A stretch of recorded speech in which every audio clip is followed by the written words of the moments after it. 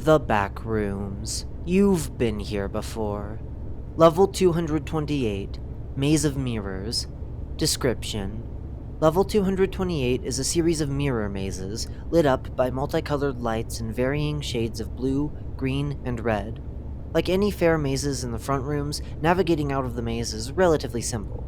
Hold your right hand up to a wall and follow it. Really, the only thing that'll kill you here is a lack of supplies. It can take a couple days to get from entrance to exit, but you'll get out eventually. I've gone ahead and marked each exit, so don't worry about getting too lost. The level's also pretty stable, so it's a good place to rest for a bit too. Quiet too. Just don't go too deep until you're ready for it. Image caption: handprints won't leave smudges on these mirrors. Bases, outposts, and communities. Little too cramped for any of these. Barely enough room for one person at some points. Entrances and exits. No clipping through any mirror can take you here. The maze itself has multiple exits, each taking you through a mirror on a specific level. I've marked which exit goes where, so don't be stupid and pick your exit carefully. For a quick and safe exit, you can go to level 11, the Endless City. For supplies, you'll want to exit to level 196, Planet of Hats. Just don't go too deep until you're ready for it. Too deep. The Backrooms. You've been here before. Level 228, Maze of Mirrors. Of course, if you go deeper, your reflections will change. It'll be subtle at first, the shade of your shirt, the way your boots are laced, but it gets more drastic. Your face shape, the way your hair rests, how many limbs you're left with. But they're all you. You'll know if you look in their eyes. You'll see the same thoughts, the same hopes, all the same pain. It's still a mirror maze though, so there's 1,000 of you. So much as a finger twitches, and it's echoed across every mirror you can see. Now, don't be startled if you see wretches, or wanderers, note, see Entity 47, Teddy, looking back at you in the mirrors. Not going to lie, nearly shat my pants when it first happened to me. But they're nothing but reflections. Still, it's unsettling to see yourself changed like that. There are places, though, where you'll have no reflection. Don't think on it too much. Looking into those mirrors won't do you much good. So, there's going to be a point where you've crossed into the deepest part of the maze, but not quite at the center.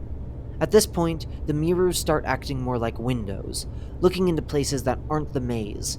You'll be looking out of mirrors, windows, puddles, television screens, anything that has a reflective surface. When you see yourself in these mirrors, it'll feel like you're the reflection. It's a distorted feeling.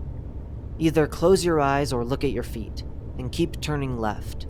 You'll find an exit eventually. Entrances and exits. Alright, so exits in this section become a bit more dangerous, but don't worry, I've marked where they go.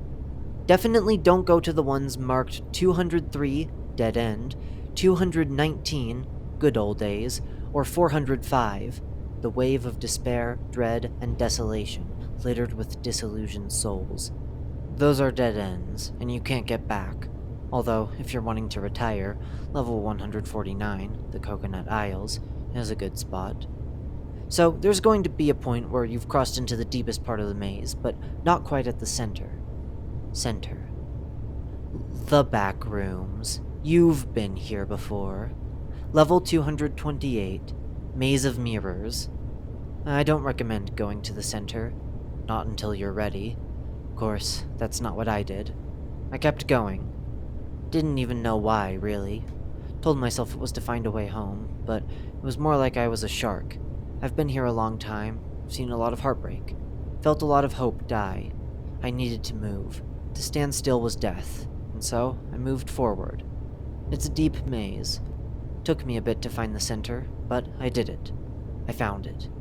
The light inside the center was white, almost blinding compared to the multicolored ones everywhere else. Mirrors stood tall and surrounded me in a circle. In them, I saw myself reflecting into infinity, stretching out until I couldn't make myself out. And, at the center of it all, a single mirror stood alone. It wasn't taller than the others, didn't look much different either, but when I looked into this mirror, I saw nothing but myself. everything about myself. My flaws, my hopes, my fears, my shame, my secrets, my successes, my failures. All of it reflected back at me in an impartial reflection. We tell ourselves a lot of lies, and this mirror stripped me of mine. It lay me bare with nowhere to hide. The truth of the matter was that I had traveled for so long, wandered from place to place with no purpose. The Meg were just there to point me, to give me a reason to keep moving, and yet I still felt hopeless. All my travels were just a long, drawn-out way of killing myself without actually doing the deed. To see all that reflected back, well, I'm ashamed to say, I didn't take it too well. I screamed, cried, punched the mirror over and over again. But the glass was unyielding. My hand broke from the repeated punches, leaving me to just cradling my hand and sobbing. I don't know how long I was there, teetering on the edge between human and wretch, finally coming to terms with the despair in my heart. It's a funny thing, despair. It pulls at you, sucks you in, promises you'll never feel anything again.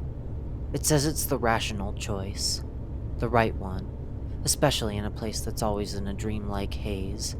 Of course, that means you don't feel the good along with the bad. You're just in a haze of nothing. But that haze of nothing robs you of yourself, makes you an empty husk. Frankly, what makes us human is the ability to feel. It's no wonder those who succumb to it become wretched in this nightmare. Now, sitting there, watching my reflections, since it was the only thing I could do through the tears, I did see myself become wretched. But I also saw my other selves stay human. I sat against the mirror, feeling the war within me, and one of my reflections locked eyes with me. As we looked at each other, I understood. I was not alone. His hand was broken, too.